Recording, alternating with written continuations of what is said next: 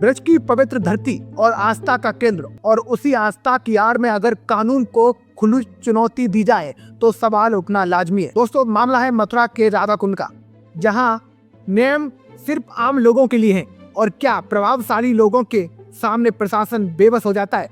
मामला गोवर्धन के कस्बा राधा कुंड स्थित घाट वाले मंदिर यानी रघुनाथ दास गोस्वामी गद्दी का है। यहाँ बिना राधा कुंड नगर पंचायत की अनुमति और बिना नक्शा पास कराए निर्माण कार्य धकल्ले से चल रहा है। जब इस बारे में नगर पंचायत से जानकारी ली गई तो अधिशासी अधिकारी ने साफ कह दिया कि निर्माण के लिए कोई अनुमति जारी नहीं की गई है, यानी निर्माण अवैध है। ये नरेश कुमार सेन। आप कहाँ से हैं? जी, नगर पंचायत राधा कुंड से। किसके लिए आए हैं आप? क्या मामला है? ये निर्माण हो रहा है ये परिक्रमा मार्ग में। किस जगह पे? ये राधा कुंड में किस जगह?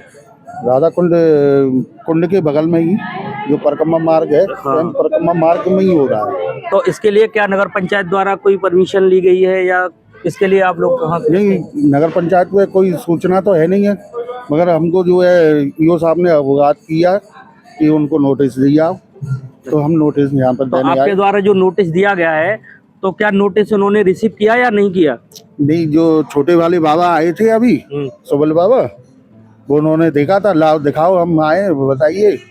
उन्होंने पूछा, हमने पूछा था कि आपके पास कुछ परमिशन है, बोले कुछ नहीं जवाब दिया। फिर हमने अपना नगर पंचायत का जो नोटिस हमको अवगत किया था ईओ साहब ने, वो इनको दे दिया हमने हाथ में।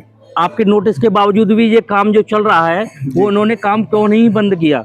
जी, अब कर रहे हैं, काम को बंद कर रहे हैं। तो क्या आप इस काम को रुकवा सकेंगे? हाँ, बिल्कुल रुकवा रहे हैं। ठीक है, बिल्कुल नोटिस दिया है तो रोक रहे हैं, काम को बंद कर रहे हैं। नगर पंचायत के कर्मचारियों ने आनन फानन में नोटिस तैयार कर महंत केशव दास शिष्य अनंत दास को थमाने की जबरन कोशिश की। ये पहली बार नहीं है जब महंत केशव दास विवादों में आए हों। इससे पहले भक्ति निवास आश्रम के नाम पर राधा कुंड परिक्रमा मार्ग में अवैध निर्माण का मामला सामने आया था, जिस भूमि का खसरा नंबर 20-30-41 पर आश्रम बनाया गया, उस पर सुप्रीम कोर्ट द्वारा स्टे आदेश भी जारी किया गया था। इसके बावजूद निर्माण जारी रहा।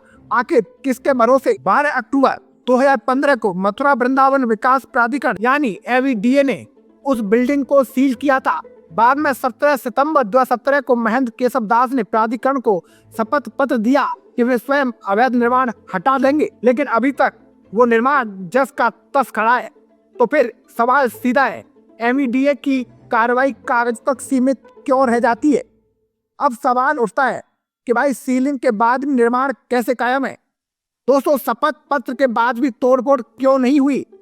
स्थानीय लोगों का आरोप है कि जो भी शिकायत करने की कोशिश करता है उसे या तो झूठे मुकदमों में फंसा दिया जाता है या आर्थिक दबाव डालकर चुप करा दिया जाता है। दोस्तों, अगर ये सच है तो ये सिर्फ अवैध निर्माण का मामला नहीं बल्कि प्रशासनिक व्यवस्था पर गंभीर सवाल है। अब निगाहें दोस्तों टिकी हैं लक्ष्मी एन पर, जो वर्तमान में एवीडीए की सचिव है और पूरे मथुरा जिले में ताबड़तोड़ कार्रवाई के लिए जानी जाती है। दोस्तों, क्या राधा कुंड में भी वैसी सख्ती देखने को मिलेगी या फिर यह मामला भी फाइलों में दब कर रह जाएगा? दोस्तों, ब्रज की पवित्रता सिर्फ भजन और आस्था से नहीं बचती, वो कानून के पालन से भी सुरक्षित रहती है।